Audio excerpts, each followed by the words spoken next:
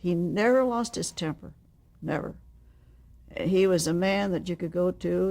He could actually read drawings. That surprised me, because I know very experienced directors today that can't read drawings. You take them a ground plan, they don't know what you've got in your hand. But George did. So you were comparing notes and you found out that you were related? Yeah, it was a lunch break, or a break schedule. And we were standing in the courtroom there, because the entire set was a courtroom. And he said, where are you folks from?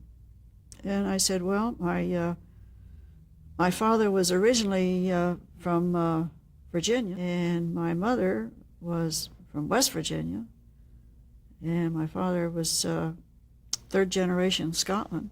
He said, we're in Virginia. And I said, Scott County. Oh, that's where my folks are from. And I said, by the way, the books tell me that my great-great-grandfather's name was George C. Scott.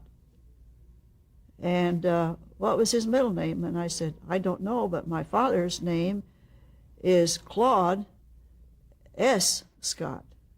And he said, oh, that's interesting. I've got a brother that by the name of Spencer Scott. So we got to comparing notes here, and we find out that it was the same family.